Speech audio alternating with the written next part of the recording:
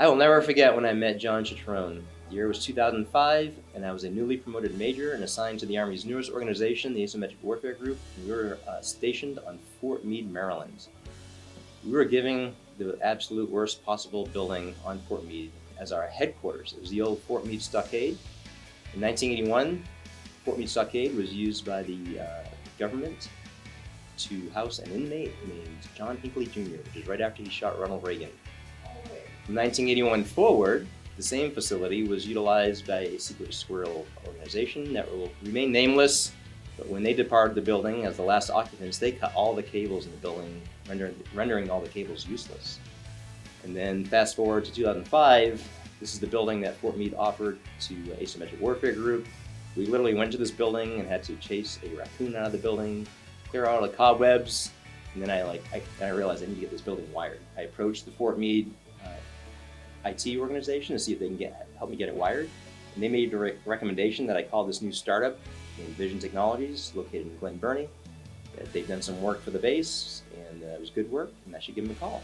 So I did. I called Vision Technologies and set up a meeting inside of our makeshift conference room with a picnic table. And guess who showed up? John Shetrone, Michael Drew, and Joe Congdon. Joe was a relatively new salesperson, recent college graduate. And the way I recall the story is, John, you were there to show Joe how to deliver the Vision Technology sales proposition. I'm a brand new major, first time being in a CIO position with a budget, and I'm receiving my first sales pitch. And for the most part, all I heard was Charlie Brown's teacher, wah, wah, wah, wah. Value proposition, blah, blah, blah. And then this is how you ended up your sales pitch. You looked me in the eye and you said, Major Dawson, at the end of the day, I'm just trying to keep 100 employees working and food on the table for their families. I took that hook, line, and sinker.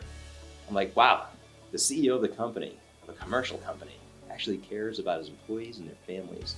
I'm like, that's a culture of a company that I want to be affiliated with, that I want to award contracts to.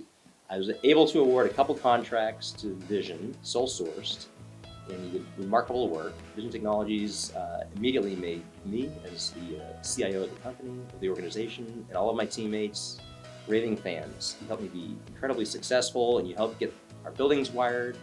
You established audiovisual inside of our conference room, security cameras, access control, unclassified networks, classified networks, and wireless networks out at Fort AP Hill. And I was told by the local contracting office that I can no longer sole source contracts at Vision Technologies based on the federal acquisition regulation. Vision needed to compete for a new contract, and I would not be allowed on the source selection board due to conflict of interest at that stage. So I'm like, oh great, I'm gonna end up having to start all over and build a relationship with a whole new company, and it might not be Vision. Well, fortunately for me, Vision Technologies came in very competitively and won a 5-year contract and was a part of my team from 2005 to 2010. Continued to do great work for the Asymmetric Warfare Group, helped me and my organization be very, very successful. We were in combat in Iraq and Afghanistan with a very important mission, and it was just a blessing to have Vision Technologies as a part of the team. I got exposed more to the Vision culture. John, you always invited me and my family to your summer picnics, which I attended with my wife, my daughter, and my son, and I just fell in love with the company. So thank you for your leadership in creating such an incredible culture with Vision Technologies. And you turned me into a raving fan. You helped my organization be incredibly successful, total customer for life.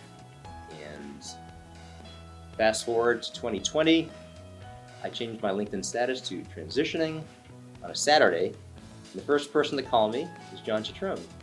I hadn't actually seen or talked to John really since about 2013. My phone's ringing. You're still on my caller ID. I show my wife. Look, John Shetrone's calling me. I answer the phone. John, how are you? Steve, what are you going to do when you retire?